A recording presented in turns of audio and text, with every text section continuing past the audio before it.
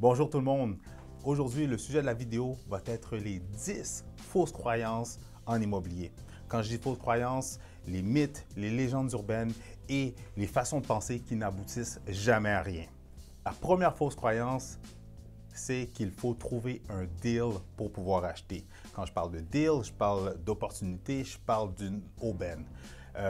Dans un cas comme ça s'applique plus pour des investisseurs. Parce que les autres, c'est vraiment le deal. Il faut que les chiffres fassent du sens pour qu'ils puissent aller de l'avant. Mais pour monsieur, madame, tout le monde, pour quelqu'un qui recherche une propriété pour personnel, pour lui ou sa petite famille, on s'entend que ça risque d'être un achat qui va être plus émotionnel. Donc, vous allez devoir l'aimer, vous allez devoir avoir le coup de cœur. Alors, si vous attendez de trouver un deal pour vous trouver votre propriété à vous, excusez-moi de vous le dire, mais vous risquez d'attendre longtemps ou peut-être même ne jamais acheter. La deuxième fausse croyance, c'est que souvent, avec les vendeurs, je l'entends souvent, « Ah, je ne veux pas brûler ma maison ». Dans le sens qu'ils ne veulent pas laisser leur propriété trop longtemps sur le marché et que les gens perdent de l'intérêt et que la propriété ne se vend pas ou qu'elle se vend à un très, très bas prix. Dans les faits, dans la réalité, c'est que depuis 2013-2014, les délais de vente sont beaucoup plus longs au Québec, partout à Montréal et les alentours. Les délais de vente sont plus longs. Avec certains types de propriétés ou dans différents secteurs, c'est tout à fait normal que les délais de vente risquent d'être un petit peu plus longs, qu'on peut voir des 8 à 12 mois. Par exemple, si on prend les condos dans des secteurs où est-ce qu'il y a beaucoup de condos à vendre, c'est tout à fait normal que vous allez mettre votre propriété sur le marché et qu'elle risque de prendre plusieurs semaines, plusieurs mois avant de se vendre. Alors, inquiétez-vous pas, même si votre propriété passe un certain laps de temps sur le marché, vous n'allez pas brûler votre propriété, mais c'est tout à fait normal des fois que ça risque de prendre un tout petit peu plus de temps que prévu. La troisième fausse croyance que j'entends souvent avec les vendeurs, c'est que si on fait une réduction de prix trop rapidement ou à n'importe quel moment, c'est qu'on démontre aux acheteurs potentiels qu'on est désespéré. Excusez-moi de vous le dire, mais c'est tout à fait faux. Le fait qu'on fasse une baisse de prix, qu'on fasse une réduction de prix, c'est tout à fait normal. Il n'y a pas personne qui a une boule de cristal pour vous dire exactement en combien de temps votre propriété va se vendre et à combien exactement. Donc, c'est tout à fait normal que des fois, on va s'essayer à un certain prix, puis si ça ne fonctionne pas, on va justement réduire le prix pour générer beaucoup plus de trafic, beaucoup plus d'achalandage, d'acheteurs potentiels, justement pour réaliser notre objectif de vente.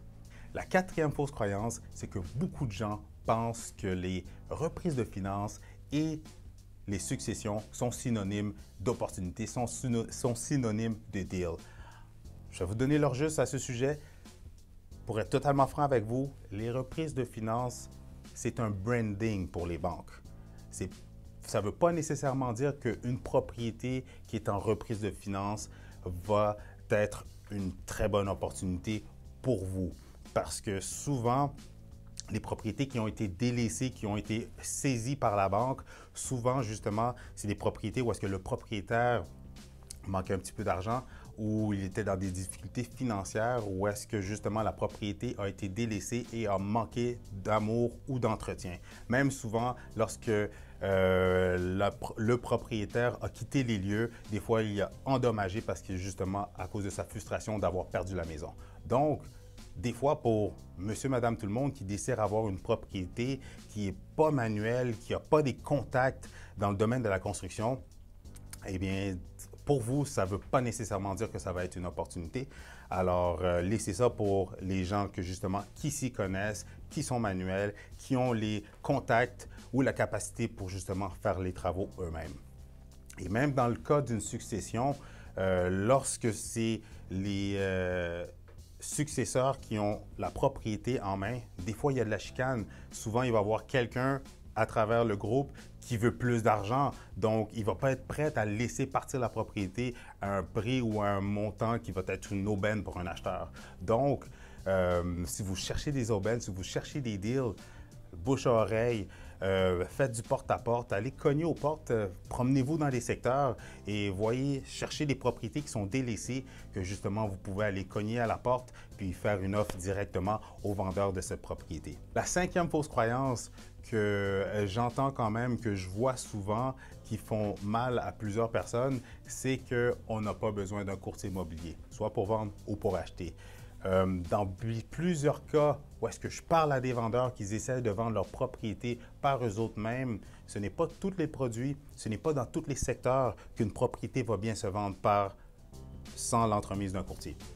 Dans la majorité des cas, il faut un courtier, il faut la mise en marché, il faut quelqu'un de proactif qui s'y connecte, qui est en contact jour après jour avec des acheteurs potentiels pour vous amener justement le meilleur acheteur pour vous aider à vendre et avoir le maximum pour votre propriété. Parce qu'on va se dire les vraies choses, quand est-ce la dernière fois que vous avez vendu une propriété? Quand est-ce la dernière fois que vous étiez vraiment assis avec plusieurs acheteurs qualifié et que vous saviez quoi dire, comment dire pour justement le motiver ou justement l'aider à prendre une décision pour acheter votre propriété? Nous, c'est notre domaine. Nous, en tant que courtier, c'est notre job, c'est ça qu'on fait à tous les jours. Donc, qui est un petit peu mieux placé pour vous aider à trouver le meilleur acheteur? Et pour les acheteurs, savez-vous que c'est très fréquent que je parle à des gens, que je rencontre des gens, que je fais une évaluation pour des vendeurs et que je réalise que je ne suis pas en mesure de rien faire pour eux autres. Pourquoi? Parce que dès le départ, ils avaient acheté sans courtier et ils ont acheté la propriété trop chère. Donc, quand ils essaient de vendre, ils réalisent que c'était une erreur dès le départ. Ou même aussi des faits vécus qui me sont arrivés, c'est que le type de propriété, le prix qu'ils l'ont acheté, sincèrement, s'ils avaient fait affaire avec moi, ils auraient eu 100 fois mieux pour leur argent. Alors, les services d'un courtier pour un acheteur ne coûtent rien. Alors, choisissez un bon courtier pour vous aider justement. La sixième fausse croyance que les gens peuvent avoir en immobilier, c'est qu'on peut seulement s'enrichir avec des immeubles à revenus. Dans les faits, en réalité, je connais plusieurs personnes qui ont fait de l'argent justement en faisant des flips, en flippant des condos, des maisons, des plex. Je connais plusieurs personnes aussi qui ont fait de l'argent avec de l'autoconstruction. Je connais plusieurs investisseurs qui n'ont pas juste des immeubles à revenus, mais qui ont justement, qui font de l'argent avec, parce qu'ils ont plusieurs condos qui sont en location, parce qu'ils ont des maisons avec bachelor, ils ont des maisons aussi qui sont en location ou que certaines personnes font de l'argent juste avec Airbnb et ils ne sont même pas propriétaires de la location. Alors, tout ça pour dire que non, ce n'est pas seulement avec des immeubles à revenus qu'on peut s'enrichir avec. En immobilier, il y a plusieurs autres façons aussi. La septième fausse croyance que beaucoup de gens ont d'implanter dans leur tête au Québec, c'est que le printemps est la bonne période pour vendre ou pour acheter.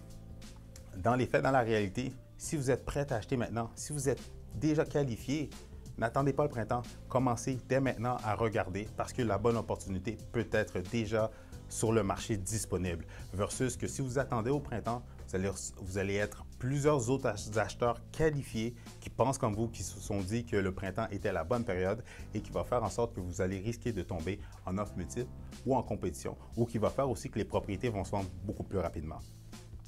Et de l'autre côté, pour les vendeurs aussi, c'est que si votre propriété est déjà prête, elle est déjà clé en main ou peu importe, il faut que vous avez l'opportunité de mettre la pancarte dès maintenant.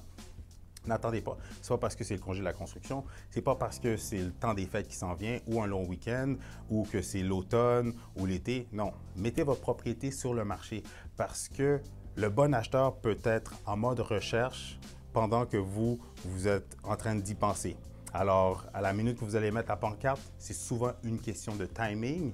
Et aussi, de l'autre côté, c'est que au printemps, vous allez avoir beaucoup plus de compétition. Ça veut dire qu'au lieu d'être 2 ou 3 propriétés similaires comme vous dans votre secteur, bien, au printemps, vous risquez de peut-être en avoir 5 à 10. Donc, ça veut dire que s'il y a d'autres propriétés, d'autres compétiteurs qui ont une propriété similaire, qui sont beaucoup plus belles que la vôtre, ça veut dire que vous n'allez pas pouvoir vous essayer à un certain prix, vous allez devoir vous ajuster et de vous afficher à un prix un petit peu plus inférieur pour justement générer de l'attention, générer des acheteurs potentiels. L'autre côté de la médaille, c'est que aussi, si vous vous y prenez un petit peu d'avance avant la grosse période, justement, vous allez permettre de prendre plus votre temps, de justement peut-être même vous essayer à un prix et voir qu'est-ce qui va en générer. Est-ce que justement ça va attirer les acheteurs? Est-ce qu'il y a beaucoup de visites? Ou est-ce que non, ça ne fonctionne pas? Puis tranquillement, on approche la grosse période et là, vous allez pouvoir vous ajuster à un prix plus compétitif. La 8e fausse croyance, quelque chose que j'entends souvent, mais celle-là, je vais l'appeler une légende urbaine, c'est que les gens, des acheteurs vont me dire « Ah, je connais un banquier, ah, j'ai un contact dans une banque. » Laissez-moi vous donner leur juste. Pour pouvoir vous préqualifier pour une propriété, il faut vous répondre aux critères de la banque. Alors, même si vous connaissez quelqu'un, même si vous avez un contact qui est dans une institution financière, dites-vous bien que vous devez envoyer votre promesse d'achat à un courtier hypothécaire que lui, justement, va ramasser tous les documents, va monter votre dossier et justement va soumettre votre dossier à un département d'hypothèque. Alors, même si vous connaissez quelqu'un à un certain plancher ou que vous aviez un contact, ça m'étonnerait que cette personne-là soit justement dans un département d'hypothèque. Et même si cette personne-là est dans un département d'hypothèque, votre dossier va passer à travers les mains d'un souscripteur, d'un vérificateur, d'un analyste qui vont faire la vérification de votre dossier et que aussi, une fois que la banque va approuver votre dossier, ils vont envoyer votre dossier à la SCHL si c'est un prêt assuré, que la SCHL va faire la même sorte de vérification que votre banque pour finalement approuver votre dossier. Alors, même si vous avez un contact, même si vous connaissez quelqu'un, ça m'étonnerait que cette personne-là soit à toutes les étapes du processus d'approbation de votre hypothèque. Un autre point que j'ai souvent entendu, c'est que les gens me disaient « Ah, est-ce que tu as des opportunités pour qu'on puisse acheter sans mise de fonds? » Je vous arrête tout de suite. Pour pouvoir acheter une propriété, il vous faut absolument la mise de fonds. Oui, il y a des stratégies pour aller chercher un montant de mise de fonds qui peut vous manquer. Il y a des stratégies aussi pour pouvoir avoir la remise en argent que, oui, avec un don, vous pouvez présenter votre don, avoir la mise de fonds, l'apporter chez le notaire et avec la remise en argent, ils vont vous rembourser justement votre mise de fonds que vous allez pouvoir rembourser la personne qui vous a fait le don. Mais si vous avez 0 $ comme mise de fonds, vous pouvez déjà oublier ça. Il vous faut absolument la mise de fonds, le down payment pour pouvoir vous acheter votre future propriété. La 10e fausse croyance que j'ai souvent vue ou entendue à travers les années, c'est que « Ah, j'attends la maison parfaite pour pouvoir acheter. » Excusez-moi de péter votre bulle pour les gens qui pensent comme ça, mais dans la réalité, c'est que la perfection n'est pas de ce monde. Et de l'autre côté de la médaille, c'est que la perfection vient avec un prix. Alors, si vous attendez la maison parfaite, bonne chance, mais qu'est-ce qu'un bon courtier peut faire pour vous, c'est de trouver la propriété qui va répondre parfaitement à vos besoins. Mais ça ne veut pas dire que la propriété overall va être parfaite. Comme que je dis à tous mes acheteurs, souvent, l'achat d'une propriété vient avec le fait de devoir faire un compromis à quelque part. Alors, c'est tout ce qui concerne les fausses croyances en immobilier. Mais la question du jour, inscrivez-moi dans les commentaires. Est-ce que vous avez déjà entendu des légendes urbaines, des mythes, des histoires ou des fausses croyances que vous avez entendues que je n'ai pas abordées aujourd'hui? Inscrivez-les dans les commentaires plus bas. Comme vous le savez, le meilleur des contenus se passe justement dans les commentaires. Alors, si vous avez des questions, des faits vécus ou des choses que vous aimeriez partager avec moi, inscrivez-les dans les commentaires plus bas. Ça va me faire plaisir de justement répondre à vos questions, mais surtout de vous donner la meilleure information. Alors, c'était Christopher Salador, votre guide, votre coach, votre conseiller en immobilier.